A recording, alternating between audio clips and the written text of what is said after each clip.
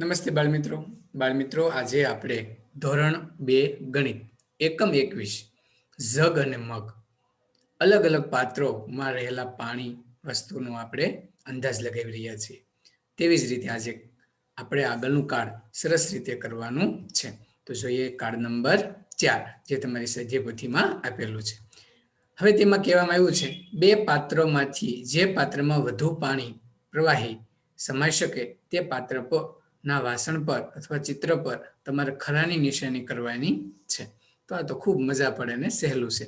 અહીં ડોલ ટબ આપ્યું છે, તો બંનેમાં સૌથી વધારે પાણી ક્યાં છે, કયા પાત્રમાં સમાશે? હા, તો તમને તરત ખ્યાલ આવશે કે ભાઈ આ પાત્રમાં સમાશે. તો તેની પર બાજુમાં અથવા તેની ઉપર પણ તમે સાચાની નિશાની કરી શકો.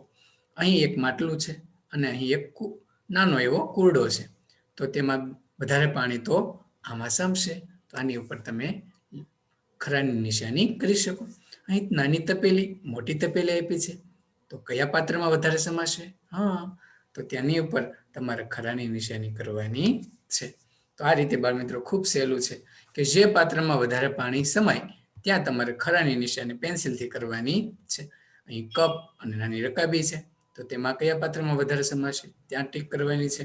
અહીં બે પાત્ર આપ્યા છે, એક નાનું છે, એક મોટું છે. તો જે મોટું છે તેના ઉપર તમારે તેમાં વધારે સમાઈ શકે એટલે ત્યાં તમારે ટીક કરવાની છે. ત્યાર પછી નીચેના બે પાત્ર જોઈને તમે કહી શકશો કે અહીં આ પાત્ર છે, તો આ પાત્રમાં વધારે સમાશે, તો તમે અહીં ખરાની નિશાની કરી શકો. આ રીતે જે પાત્રમાં વધારે પાણી સમાઈ શકે તેમાં આપણે ખરાની નિશાની કરી. તો કાર્ડ નંબર 4 તો ખૂબ સહેલું છે. હવે કાર્ડ નંબર 5 આવે છે. રાની નામની એક છોકરી છે, તેમની વાત અહીં આપી છે. અનિલ દૂધવાળો છે, તે દૂધ દેવા આવે છે. દરરોજ એક સરખું દૂધ રાણીના ઘરે આપે છે. એ કશે ઓછું અને વધારે આપતો નથી. રાણીના દૂધના વાસણને ભરવા માટે તે 3 વખત પોતાના કપનો ઉપયોગ કરે છે. રાણી જે વાસણ લઈને આવતી, આ રાણીનું વાસણ છે અને આ કપ છે.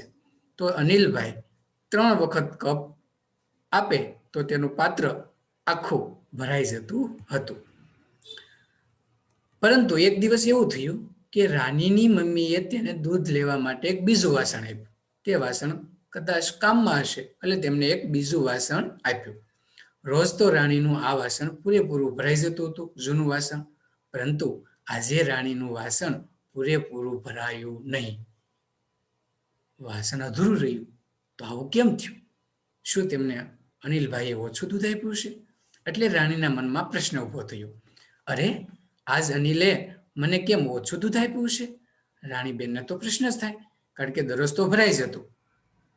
તમને શું લાગે છે? શું એને ઓછું આપ્યું છે?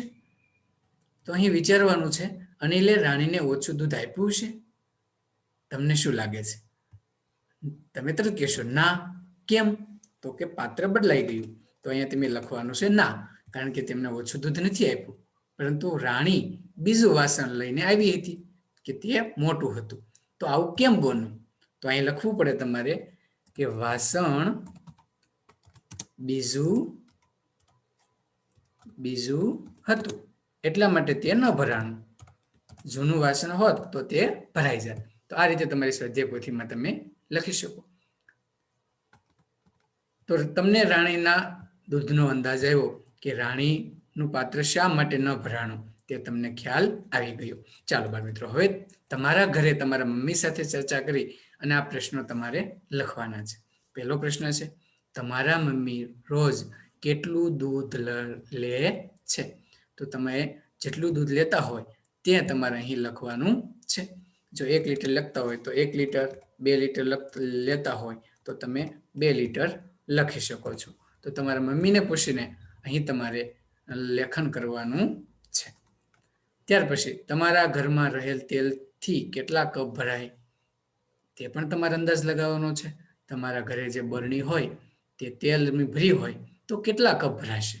10, 15, 20 તમે જે લખો તે તમારે અહીં બીજા પ્રશ્નમાં જવાબ લખવાનો છે. તમારા ઘરના બધા સભ્યો પાસે માટે ચા બનાવવા તપેલીમાં કેટલા કપ દૂધ રેડવું પડે તે તમારા મમ્મીને પૂછી અને લખવું પડે કે મમ્મી તમે કેટલા કપની ચા બનાવો છો? આપણા ઘરે 2 કપ બનાવતા હોય તો અહીં 2 કપ લખવાના છે. અને પાણી પણ તેટલું હોય તો 2 કપ જો દૂધ હોય તો અહીં પણ 2 કપ પાણી તમારે લખવાનું છે. અને 3 કપ હોય તો બંને બાજુ 3 તમે લખી શકો. તે મમ્મીને પૂછી અને જવાબ અહીં લખવાનો છે. હવે બાળ મિત્રો આગળ જઈએ.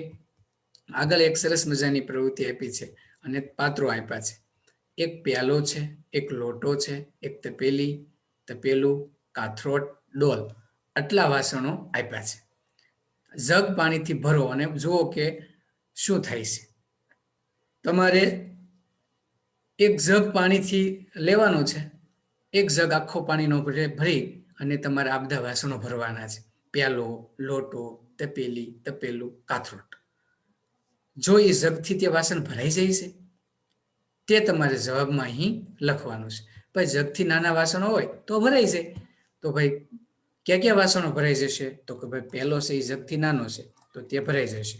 તો આપણે લખશું અહીંયા પ્યાલો, પ્યાલો. ત્યાર પછી અલ્પવિરામ કરીને બીજું લોટો પણ ભરાઈ જશે, તે પણ જગથી નાનો છે તો લખશું લોટો. ત્યાર પછી નાની તપેલી હોય તો પણ તે પણ ભરાઈ જાય. તમારા ઘરે નાની તપેલી છે તો તે પણ તમે લખી શકો. તો આ 3 વાસણો છે એ જગથી ભરાઈ ગયા. બીજો પ્રશ્ન છે કયા વાસણો પૂરા ન ભરાણા? તો ભાઈ તપેલું, મોટું તપેલું હોય તે જગથી ભરાય નહીં તો લખવાનું તમારે તપેલું. અને બીજું કયું વાસણ નહીં ભરાય? ડોલ. કાથરોટ પણ નહીં ભરાય તો તમે લખો કથરોટ. રોટલા બનાવવાની કથરોટ તે એક જગથી ન ભરાય. જો નાની હોય તો ભરાઈ જાય તો તમારે ઉપર લખી શકો છો. અહીં તમારા ઘરના વાસણો લઈને આ પ્રયોગ કરવાનો છે. ડોલ, જો મોટી ડોલ હોય તો તે જગથી ભરાય નહીં તો અહીં ડોલ. છેલ્લો પ્રશ્ન છે કયા વાસણો પૂરેપૂરા ન ભરાયા? શા માટે? તો લખવું પડે કે જગ કરતા તે વાસણ મોટા છે. તો લખાય જગ કરતા વાસણ મોટા છે એટલે તે ન ભરાણા. તો બાળ મિત્રો આ પ્રશ્નોના જવાબ અહીં મેં લખ્યા છે. તમારે પણ તમારા ઘરના વાસણો લઈ અને આ કામ તમારે કરવાનું છે તો તમે સરસ રીતે કરી શકશો. તો આ પ્રશ્નનો જવાબ લખશો અને આ પ્રવૃત્તિ કરશો તો તમને ખૂબ મજા પડશે. તો બાળ મિત્રો અહીં કાર્ડ આપણે પૂરું કરીએ છીએ. આ જ કાર્ડ આધારિત આપણે પ્રશ્નો કસોટીમાં પૂછશો તે પણ જમણી બાજુ ક્લિક કરી અને પ્રશ્નોના જવાબ તમે આપી શકશો. આવશો બાળ મિત્રો.